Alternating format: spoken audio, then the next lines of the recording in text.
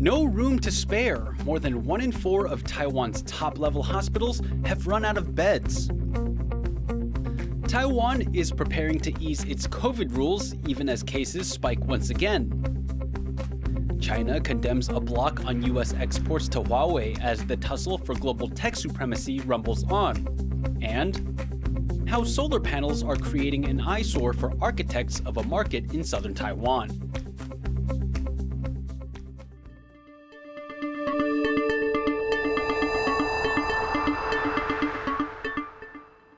A warm welcome to TaiwanPlus News. I'm Liao. A quarter of Taiwan's top-level emergency hospitals have run out of beds. That's according to government statistics from Wednesday. Doctors and nurses say more people are having heart attacks and strokes because of Taiwan's recent cold weather. In addition to this, a surge in daily COVID-19 cases may mean yet more patients will be needing treatment. Stash Butler reports. An unconscious patient rushed into hospital. That's becoming an even more common sight at Taiwan's top-level emergency rooms. It's at a time when hospitals are struggling to accommodate an increasing number of patients. Statistics released on Wednesday reveal that more than a quarter of the country's highest-grade hospitals have run out of beds. And as the red numbers show, nearly half have unusually long waiting lists. Health workers say the bitter mornings of a recent cold snap have caused a rise in heart attacks and strokes across the country. 清晨的时候呢，就会连续有很多呼吸衰竭的、猝死的、心肌梗塞的、中风的。即使我们赶快给他做了急救，他也在很短的病程之内不到1天的时间可能就会过世。 And while the beds fill up, a new wave of COVID-19 cases means that more people will require care. Taiwan reported more than 30,000 daily infections on Wednesday. One doctor says that number could double within 2 weeks. 1个人至少可以传2个人，所以你3万个传到6万个，那一点都不困难。当你病毒株很复杂的时候，你就看不到一种病毒株感染的快升快降，拖着尾巴一直下不来。 Right now, it's not clear how big an impact this COVID wave will have on Taiwan. But with so many beds already full, some hospitals may struggle with the growing number of people who require medical care. Klein Wang and Stash Butler for TaiwanPlus. Taiwan plans to further ease its COVID-19 regulations. Both border restrictions and mask mandates are now in the spotlight. Eric Liao takes a look. In one of his first acts in office, Taiwan's new premier, Chen Jianren, paid a visit to the country's top pandemic response task force. In Tuesday's meeting, he had 2 main issues to discuss. 一个就是入境检疫措施，以及呢室内口罩规定是不是应该做调整。 Sun's visit comes as Taiwan is preparing to relax its COVID-19 restrictions. Starting next Tuesday, travelers from China will no longer have to take a PCR test upon arrival. Passengers from China who transit through Hong Kong or Macau won't have to show a negative test before boarding either. Those requirements were first put in place at the start of the year, when China scrapped its own travel controls amid a surge in COVID cases. But a ban on Chinese tourists coming to Taiwan is still in effect. As for Taiwan's mask rules, details will be announced later this week. For now, health authorities say regulations will be split into 3 broad categories: venues where masks are required, where masks are recommended, and those where masks are optional. These moves come as Taiwan sees a spike in confirmed infections. Over 32,000 cases were reported on Monday, more than double those from the week before. But health officials say they're not too concerned. 这个反弹是一定会有，那这个反弹它到底这一波会有多大多长？那时间有多长？这个都是我们在观察重点。不过我们自己的评估是，它时间应该不会太长，高点应该也不会太高。But some doctors say it's not the best time to relax these rules. 稳定在山腰当中，而且甚至有点往上爬的味道，再加上国外的新的病毒株，其实还是此起彼落，所以这个时候要放松呢，基本上都是带着风险的。 These doctors recommend that people get a booster shot if they haven't done so in the past 6 months, and that they keep masking despite the new rules, just to be safe. Andy Xue and Eric Liao for TaiwanPlus. Taiwan's military reported a total of 34 Chinese military planes and 9 Navy ships operating near the country on Wednesday. 20 of the planes breached the country's Air Defense Identification Zone, or ADIZ. Some of those also crossed the median line of the Taiwan Strait. The incursion included over a dozen fighter jets, 2 drones, and 4 radar planes.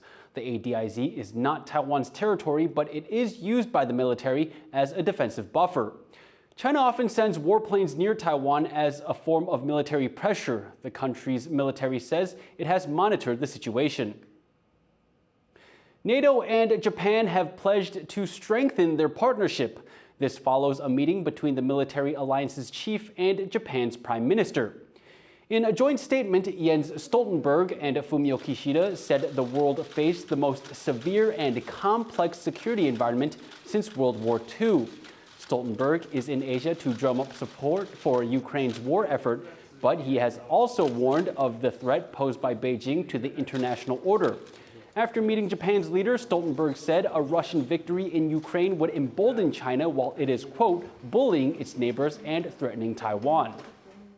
Beijing is watching closely and learning lessons that may influence its future decisions. What is happening in Europe today could happen in East Asia tomorrow. So we must remain united and firm, standing together for freedom and democracy. For more on the significance of NATO security cooperation in Asia, our reporter Jaime Okan spoke to Matthew Sussex, security studies professor at the Griffith Asia Institute in Australia.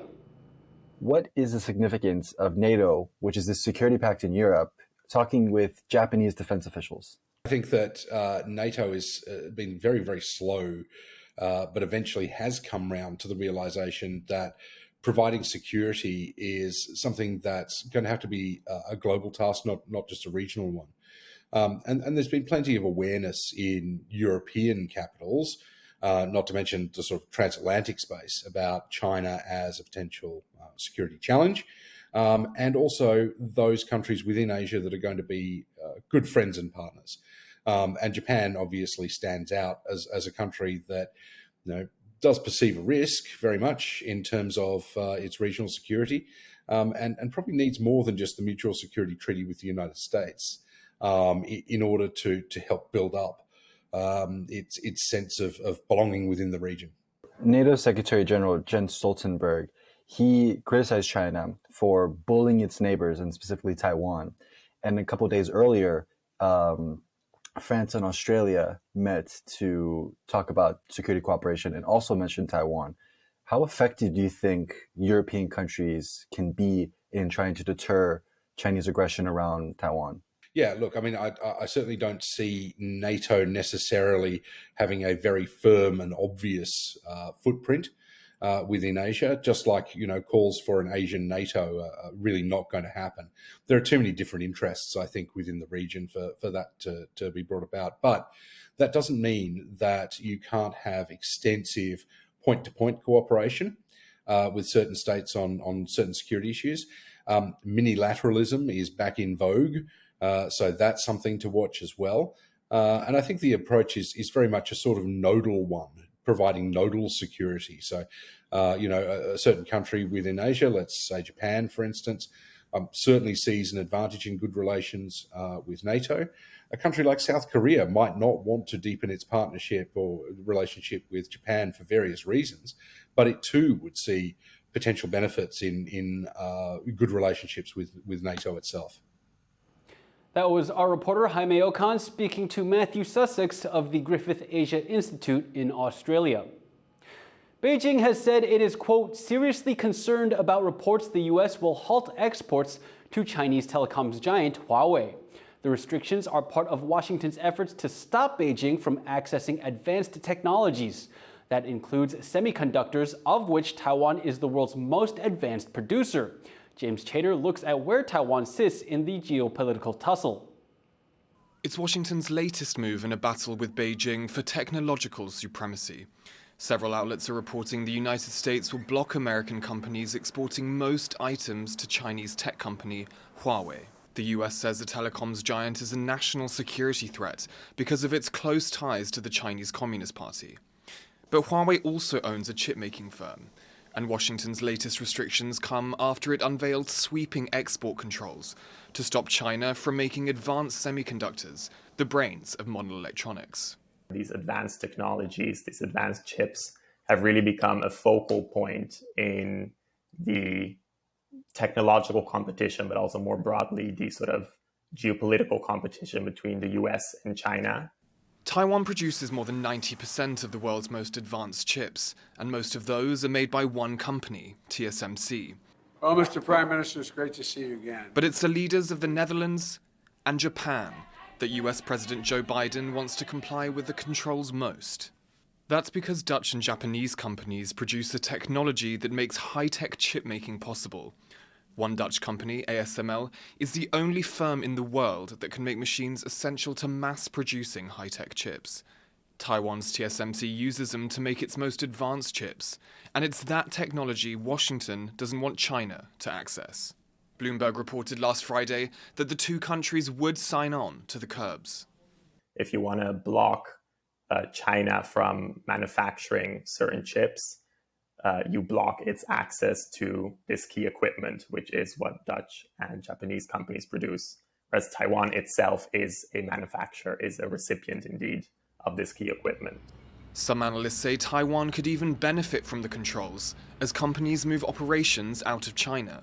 在这个部分，我们相信最快在这一波的整个库存调整过后，在预计今年的下半年，台湾就有机会可以看到来自于成熟制程中国这方面的一个客户的一个转单。But Taiwanese companies will have to adjust too. TSMC has 2 plants in China that produce less advanced chips. The US has granted a 1-year license so TSMC can continue ordering American equipment to those factories. Tech competition between the US and China shows no signs of slowing. And with Taiwan a linchpin of the global chip supply chain, the country will have to stay agile to not get caught in the crossfire. Patrick Chen and James Chater for TaiwanPlus. The installation of some solar panels near a popular new farmers market in southern Taiwan has attracted the concern of locals and architects. Sally Jensen has this story. The sun shines brightly over what's been called Taiwan's most beautiful market. But it's not just the visitors here who soak up the rays as they buy their fruits and vegetables. Solar panels have been installed over the car park. This has caused some friction with those who want to preserve the aesthetic of the market's design. 我认为刚好是一个机会教育啦，因为我们已经在很多的场合不同的建筑师在提醒太阳能光电板造成台湾环境美的冲击很严重。 Taiwan recently implemented a plan to reach net zero carbon emissions by 2050. In order to reach that goal, the rapid expansion of renewable sources of electricity, such as solar power, is a core part of the plan. But this has created clashes with communities around the country. 政府大力的一个来不算是铁腕，但是需要一个平衡的状态之下来做一个规划。 Part of the problem is a lack of space for the necessary infrastructure. Some sociologists predict that more conflicts will occur. Renewable energy, both wind and solar, requires lots of land. And we have already been seeing many conflicts around land use during the promotion of renewable energy. We need a lot of trust between government, developers, and local citizens. It's not always easy. There has been many protests. I expect that we will see more of that in the years to come.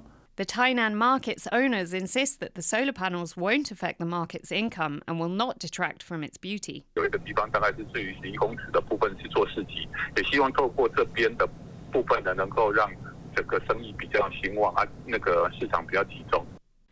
But for a country relatively restricted for space, this is unlikely to be the last case where Taiwan's net zero ambitions come into conflict with local communities. Asnaya Zhou and Sally Jensen for TaiwanPlus.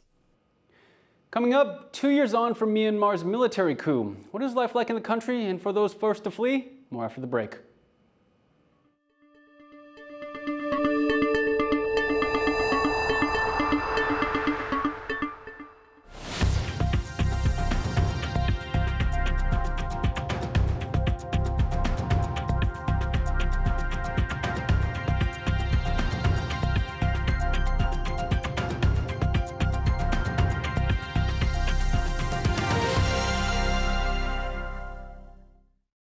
more stories from here in Taiwan and around the world, please make sure to visit us at TaiwanPlus.com.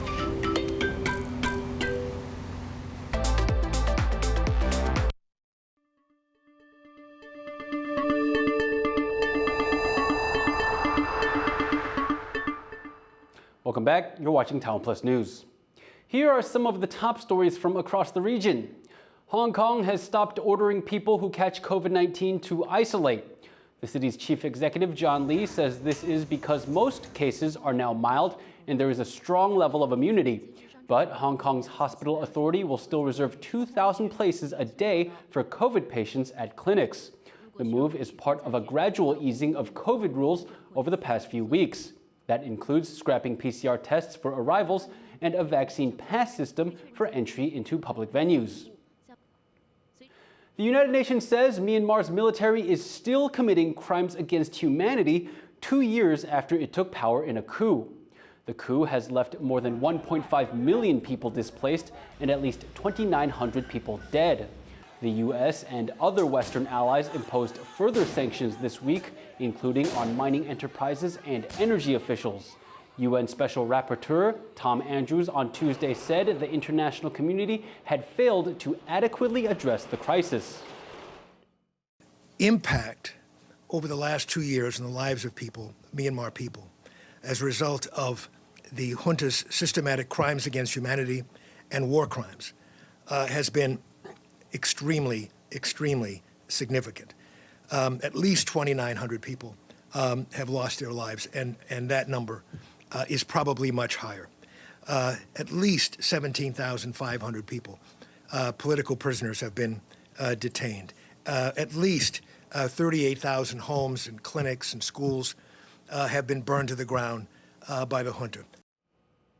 Many Burmese journalists, activists, and ordinary civilians have fled abroad to escape Myanmar's junta. Callum Stewart brings us this special report where Burmese citizens living in exile reflect on how their lives have changed since the military took power.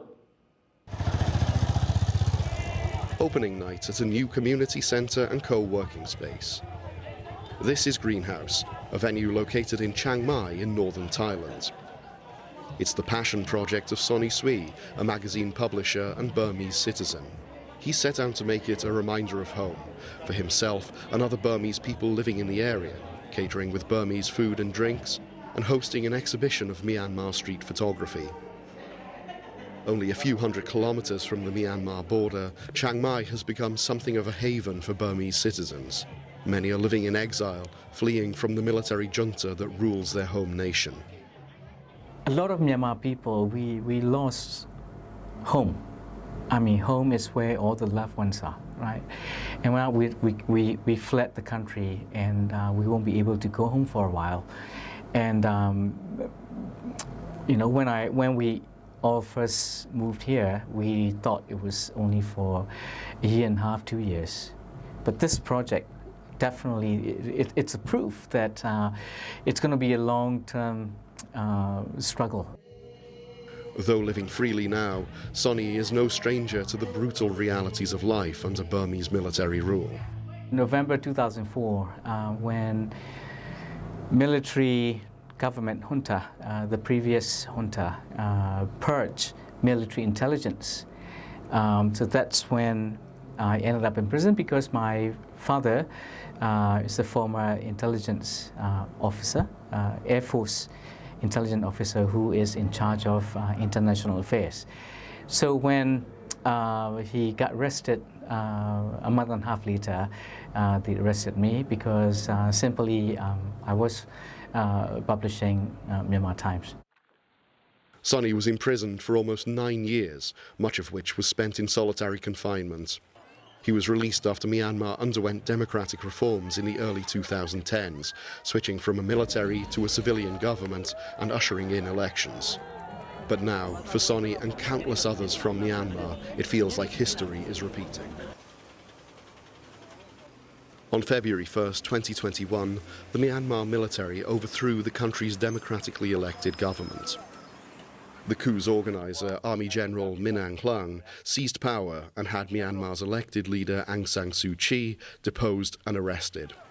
Thousands of civilians took to the streets to protest the junta's rule, facing off against soldiers in cities across the country. This was met with violent suppression. Hundreds of people were targeted and killed by the military, including dozens of children. Thousands remain unaccounted for, many of whom are likely detained. I think military is getting stronger in certain ways, but I don't think they will have a complete control in the near future because everywhere is so fragmented, and then I don't think military has enough human resources to cool everything down. 2 years on, the initial shock of the coup has subsided. For global audiences, international news coverage has largely moved on from Myanmar. Its neighbours have also been hesitant to condemn the Burmese military outright, with countries like China maintaining ties and continuing to do business with the junta. Burmese journalist Mo Myint believes that in the years since the coup, the international community has shown double standards in dealing with Myanmar compared to other places.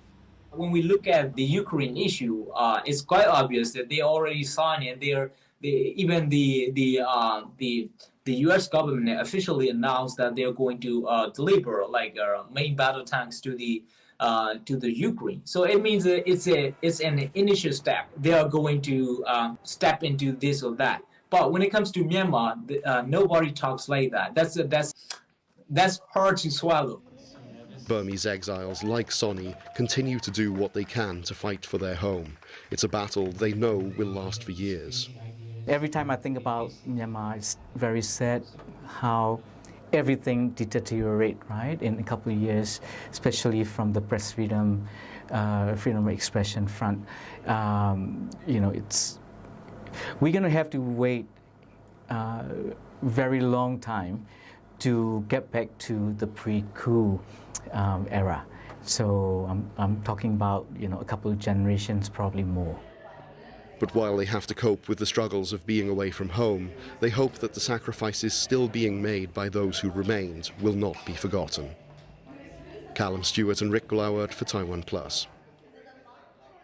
To find out more about the situation inside Myanmar, reporter Rick Gloward spoke to Aung Cha Mo, an advisor to Myanmar's National Unity Government, a shadow administration formed after 2021's military coup.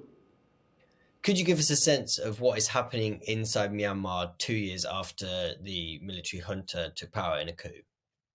From economy, livelihood, and people are suffering across the country, and people have spoken what they wanted, and the junta keep continuing brutally responding to the will of the people, and people in Myanmar are not giving up to make the country back to the path of democracy and end the dictatorship for once and for all. And you've been working with the National Unity Government. This is a collection of ousted lawmakers and other politicians in Myanmar hoping to bring democracy to the country. Can you give us a sense of what you're working towards and how successful you've been? National Unity Government is the legitimate government of Myanmar, accepted by the people, and it's diverse, and it has been mandated by the people of Myanmar to be carrying out the work of the government. However, the attempt coup by the military of Myanmar has been putting obstacles to carry out the government work as one's supposed to do. But the National Unity Government has been innovatively responding, to the best of my knowledge, to the crisis situations in Myanmar to govern. So far, the government has been functioning so well, and it has demonstrated the capacity to achieve various milestones, including setting up police and judicial systems, and with the allies of the government, it has been expanding its territory, and the junta control, for instance, less than 50% of the total territory of the country. We've seen almost unprecedented coordination from the world's democracies when it's come to standing up against Russia and their war on Ukraine. And also we're seeing more coordinated responses against China and its aggression towards Taiwan. To what extent does Myanmar feel that the world is helping it in its pursuit of democracy? Sadly, we did not have the level of support that we deserve from international community, and people have given their livelihoods once again, and their careers to be participating in civil disobedience movement and things like that. And of course, the support that went to Ukraine and the support that went to Taiwan has been inspiring. And as people of Myanmar, which support the democracy and the principles and values of the democracy, we appreciate that international community coming together to support such movement.